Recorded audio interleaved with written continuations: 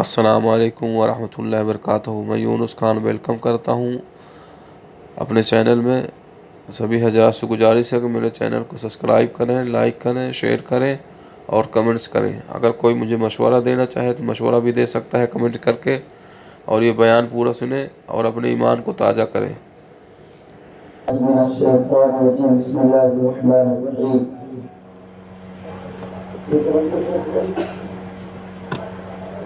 محمد رسول اللہ والذین معه اشداء علی الکفار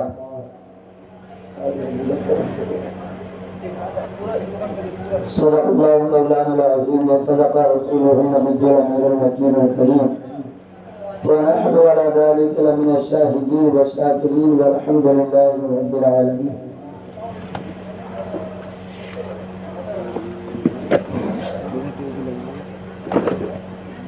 جملہ سامعین و سامعات، حاضرین و حاضرات، السلام علیکم ورحمۃ اللہ تعالی وبرکاتہ۔ صرف آدھے گھنٹے کا وقت ہے، انشاءاللہ اسی میں تھوڑی سی گفتگو کر۔ ہم دیکھ رہے تھے کافی دیر سے نعت کا سلسلہ چل رہا تھا، اور ایسا لگ رہا تھا کہ سب اپنی جیبیں خالی کر کے گھر سے آتے ہیں۔ صرف 2-3 لوگ بیچارے غریب ہیں جو پیسہ اپنی جیبوں میں ڈال کر کے آ جاتے ہیں، باقی سب امیر لوگ ہیں، راستے میں کہیں لٹ نہ جائیں اس لیے وہ جیبیں خالی کر کے واپس آ جاتے ہیں۔ ابو المامون بکری کے بیچ پتہ نہیں کہاں رکھی۔ اچھی بات یہ ہے، خوش نصیبی کی بات ہے کہ آج کی اس محفل میں آپ کے عالمپور کے پردھان محمد مبین صاحب بھی ہے۔ مل کر کے ان کے حق میں دعا کریں، یہ عالمپور کے ترقی میں خوب ساتھ دیں، اور عالمپور کے دوست و دشمن سب کو ساتھ لے کر کے چلیں، اور عالمپور کے وکاس میں یہ زیادہ سے زیادہ کام کریں، اور ساتھ ہی ساتھ ہمارے مدرسے کو نہ بھولیں۔ اللہ تعالیٰ انہیں ایمان کی صحیح دولت اور ان کی عمر میں برکت عطا فرمائے۔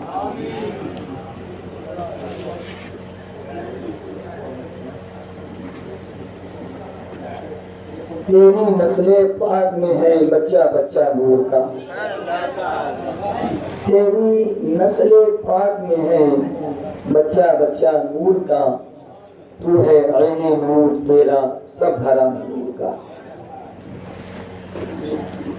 بس تھوڑی سی گفتگو آپ سماعت کریں، لیکن غور سے سماعت کریں، انشاءاللہ کچھ مفید باتیں میں آپ کو بتاؤں گا۔ آج میری گفتگو کا محور خلیفہ رسول حضرت عثمان بن عفان رضی اللہ تعالی عنہ ہیں۔ یہ اسلام کے تیسرے خلیفہ ہیں، حضرت عثمان غنی۔ دنیا میں تقریباً 1,24,000 یا 2,24,000 پیغمبران کرام تشریف لائے۔ ان میں صاحب اولاد بھی ہوئے، لڑکے والے اور لڑکی والے سب ہوئے ہیں، لیکن دنیا میں خوش نصیب وہ شخص ہے کہ جس کے نکاح میں نبی کی بیٹی آ گئی ہو۔ یقیناً نبی کی بیٹی جس شخص کے نکاح میں آ جائے وہ شخص خوش نصیب ہے۔ حضرت آدم سے لے کر کے حضرت عیسیٰ اور عیسیٰ کے بعد ہمارے نبی حضور خاتم الانبیاء جناب محمد رسول اللہ صلی اللہ تعالی علیہ وسلم تک کسی بھی شخص کے نکاح میں نبی کی 2 شہزادیاں جمع نہیں ہوئی۔ کسی بھی شخص کے نکاح میں نبی کی 2 شہزادیاں جمع نہیں ہوئی سوائے حضرت عثمان غنی رضی اللہ تعالی عنہ کے نکاح میں۔ آپ نے اپنی ایک شہزادی حضرت رقیہ کا نکاح کیا، اور جب ان کا انتقال ہو گیا تو آپ نے اپنی دوسری صاحبزادی حضرت ام کلثوم کا بھی نکاح حضرت عثمان غنی سے کر دیا۔ تو اعلیٰ حضرت نے اس کی ترجمانی اس طرح سے کی کہ نور کی سرکار سے پایا دوشالہ نور کا، نور کی سرکار سے پایا دوشالہ نور کا، ہو مبارک تم کو ذوالنورین جوڑا نور کا، ہو مبارک تم کو ذوالنورین جوڑا نور کا۔ اور آگے فرماتے ہیں کہ تیری نسل پاک میں ہے بچہ بچہ نور کا، تو ہے عین نور تیرا سب گھرانہ ہے۔ حضرت عثمان غنی رضی اللہ تعالی عنہ کا نام عثمان ہے، آپ کے والد کا نام عفان ہے، اور حضرت عثمان غنی رضی اللہ تعالی عنہ حضور کے داماد بھی ہیں، اور ایک رشتہ حضور سے آپ کا یہ ہے کہ آپ حضور کی پھوپھی کے صاحبزادی کے صاحبزادے ہیں۔ حضور نبی رحمت اور حضرت عثمان غنی کا ایک رشتہ یہ کہ آپ داماد نبی ہیں، اور دوسرا رشتہ ہے کہ حضور کی پھوپھی کی صاحبزادی کے صاحبزادے حضرت عثمان غنی رضی اللہ تعالی عنہ ہے۔ آپ واقعہ فیل کے 6 سال کے بعد دنیا میں تشریف لائے، اور اسلام لانے میں قدیم ہے، یعنی ابتدائی زمانہ اسلام ہی میں آپ اسلام لے آئے، اور حضرت عثمان غنی رضی اللہ تعالی عنہ حضرت ابوبکر صدیق رضی اللہ تعالی عنہ کی دعوت پر ایمان لائے۔ اور روایتوں میں آتا ہے کہ سب سے پہلے حضرت ابوبکر ایمان لائے، پھر اس کے بعد حضرت علی اور حضرت زید بن حارثہ، اور چوتھے حضرت عثمان غنی رضی اللہ تعالی عنہ ایمان لے کر کے آئے۔ حضرت عثمان غنی رضی اللہ تعالی عنہ کی خصوصیت یہ ہے کہ انہوں نے کبھی بھی بت پرستی نہیں کی۔ حضرت عثمان غنی نے کبھی بت پرستی نہیں کی، کبھی بتوں کی پوجا نہیں کی، کبھی بتوں کی عبادت نہیں کی۔ آپ کا دامن بتوں کی پالیدگی سے ہمیشہ پاک رہا ہے۔ حضرت عثمان غنی رضی اللہ تعالی عنہ جب ایمان لائے تو آپ کے قبیلے والوں نے آپ کے ساتھ بڑی سختی کی، یہاں تک کہ حکم ابن عاص نے آپ کو ایک حملے سے باندھ دیا اور کہا کہ جب تک تم اس دین کو چھوڑ کر کے واپس پلٹ کر کے اپنے باپ دادا کے دین میں داخل نہیں ہو جاتے تب تک نہ تمہیں کھانا دیا جائے گا اور نہ تمہیں پانی دیا جائے گا۔ اسلام لانے والوں کے ساتھ یہ سختیاں، لیکن قربان جائیں ان مومنین پہ جو اسلام کی پناہ میں آ جاتے تھے۔ عثمان غنی نے کہا سنو، تم کھانا اور پانی کی بات کرتے ہو، اگر میرے جسم کا ایک قطرہ خون کا نکال لیا جائے تو واللہ لا ادعوہ ولا افارقہ، نہ میں اسلام کو چھوڑوں گا اور نہ کبھی پیغمبر کے دامن سے جدا ہوں گا۔ یہ اسلام کی حرارت اور اسلام کی محبت جس کے دل میں پیدا ہو جائے پھر اسے کھانے اور پینے کی چاہت نہیں ہوتی ہے۔ حضرت عثمان غنی رضی اللہ تعالی عنہ کا لقب ذوالنورین ہے۔ ذوالنورین کا معنی ہوتا ہے دو نور والا۔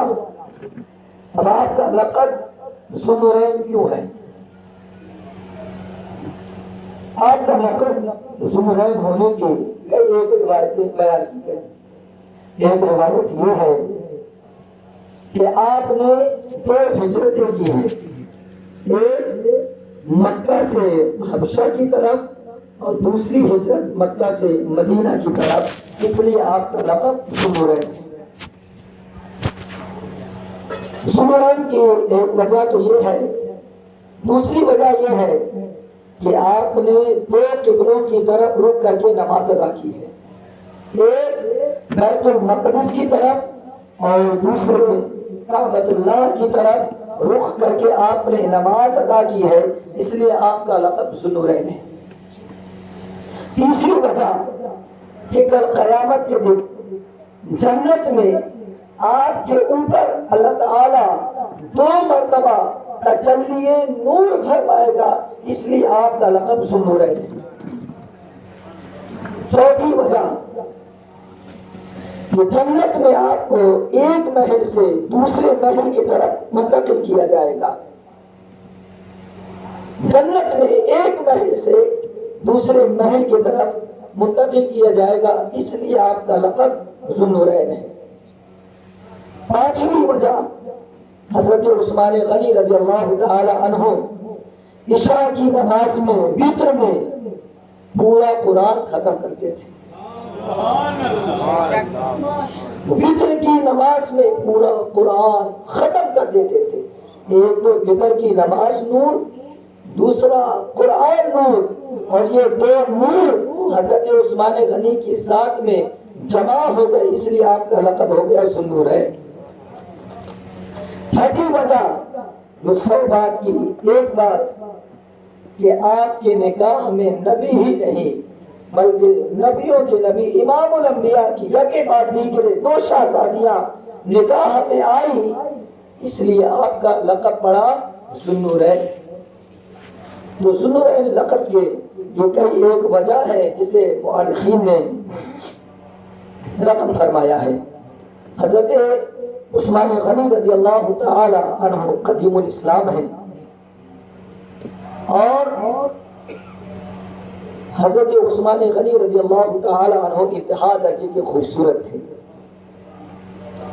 حضور نبی محمد صلی اللہ علیہ وسلم نے اپنی شہزادی سے فرمایا، بیٹی تمہارے شوہر عثمان تمہارے دادا حضرت ابراہیم سے بہت زیادہ مشابہ ہے اور تمہارے باپ سے بھی بہت زیادہ مشابہ ہے۔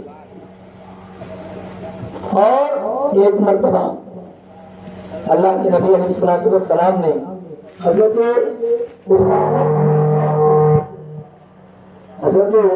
اسامہ ابن زید کو ایک سالن کا پیالہ دیا اور کہا جاؤ میری بیٹی رقیہ کے گھر دے آؤ۔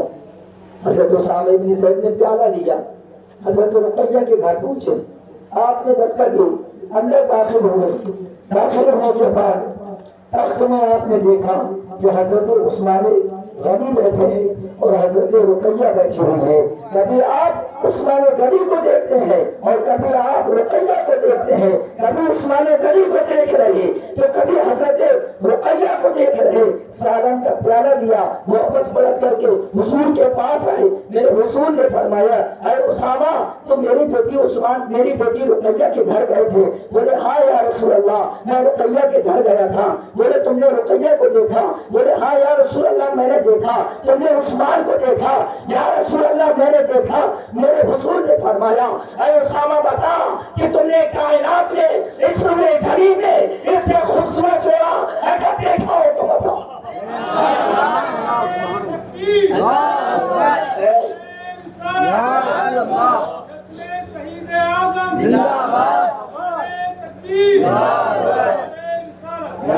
اے اسامہ اگر اس سے خوبصورت جوڑا کائنات میں دیکھا ہو تو بتاؤ۔ تو حضرت اسامہ فرماتے ہیں ما رأیت قط احدا احسن وجها منه، یا رسول اللہ اس سے خوبصورت جوڑا میں نے روئے زمین میں نہیں دیکھا۔ کائنات میں اتنا خوبصورت جوڑا حضرت عثمان غنی اور حضرت رقیہ کا تھا۔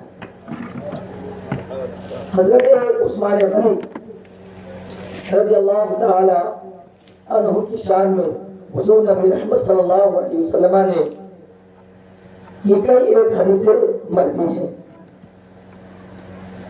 حضرت عثمان غنی رضی اللہ تعالی عنہ کی شان میں قرآن عظیم کی کئی ایک آیتیں بھی موجود ہیں. میں بڑی مختصر گفتگو کروں گا. اللہ کے نبی علیہ السلام نے جنگ تبوک کے لیے اور اس کی مدد کے لیے مسلمانوں کو ابھارا. صاحبوں، جنگ تبوک ہم جانتے ہیں کیا ہے؟ آج ہمارے پاس سب کچھ ہے، لیکن پھر بھی ہمیں رب کی بندگی کی توفیق نصیب نہیں ہوتی. سب کچھ موجود ہے ہمارے پاس، لیکن جنگ تبوک اسلام کی وہ جنگ ہے جب مسلمانوں کے پاس کھانا ختم ہو گیا تو پیڑ اور پودوں کی پتیوں کو کھا کر کے انہوں نے گزارا کیا. ایک کھجور کی گٹھلی اگر ایک صحابی کے پاس ہوتی تو وہ اسے چوستا تھا اور اسی گٹھلی کو لے کر کے دوسرا صحابی چوس لیتا تھا. یہ جنگ تبوک ہے. یہ جنگ کس کے لیے لڑی گئی؟ ہمارے لیے، بعد میں آنے والے لوگوں کے لیے لڑی گئی نا. اور آج ہمارے پاس سب کچھ ہے، پھر بھی ہم شکوہ کرتے ہیں. کبھی ان بزرگوں سے پوچھا، انہوں نے شکایت کی، یا رسول اللہ ہمارے پاس کھانے کے لیے نہیں، ہم جنگ میں کریں گے کیا؟ لیکن وہ رسول اللہ کے غلام تھے، انہوں نے پتیاں کھا کر کے اسلام کی بلندی کے لیے جنگیں لڑی. روایتوں میں آتا ہے کہ جنگل کی پتیاں کھا کھا کر ان کا معدہ اس طرح سے خشک ہو گیا تھا کہ جس طرح سے بکری میگنی کرتی ہے، لیڑی کرتی ہے، اسی طرح سے ان صحابیوں کی جو جنگ میں شریک ہوئے تھے پاخانہ کی جگہ لیڑی کی طرح، بکریوں کے لیڑی کی طرح سے ان کا پاخانہ ہو رہا تھا. یہ جنگ اسلام کی لڑی گئی، لیکن انہوں نے اسلام کو کمزور نہیں ہونے دیا. اور آج کا مسلمان سب کچھ موجود ہے، لیکن پھر بھی اسے حسن عبادت نصیب نہیں ہے. سب کچھ موجود ہے، پھر بھی عبادت نہیں. لوگ سنو، حضرت عثمان غنی رضی اللہ تعالیٰ عنہ کی شان سنو. میرے حضور نے جنگ تبوک کے لیے صحابہ کو ابھارا. یہ کون ہے جو جنگ تبوک میں لشکر اسلام کی مدد کرے؟ حضرت عثمان آئے رسول اللہ کی بارگاہ میں، کہا یا رسول اللہ یہ میرے 100 اونٹ ہے، اس کے ساز و سامان کے ساتھ اللہ کی راہ میں خیرات کرتا ہوں. 100 اونٹ اللہ کی راہ میں صدقہ کرتا ہوں. 100 اونٹ دیے. پھر میرے رسول نے دوبارہ خطبہ دیا، کوئی ہے جو اس لشکر اسلام کی مدد کرے؟ حضرت عثمان پھر گئے، یا رسول اللہ یہ 200 اونٹ ہے. پھر میرے حضور نے خطبہ دیا، پھر عثمان گئے، کہا یا رسول اللہ یہ 300 اونٹ ہے. اس طرح سے مختلف روایتوں میں آتا ہے کہ حضرت عثمان غنی نے 1000 اونٹ لشکر اسلام کی مدد میں دے دیا. 1000 اونٹ اور کئی ہزار درہم اللہ کے رسول علیہ الصلوۃ والسلام کے بارگاہ میں جا کر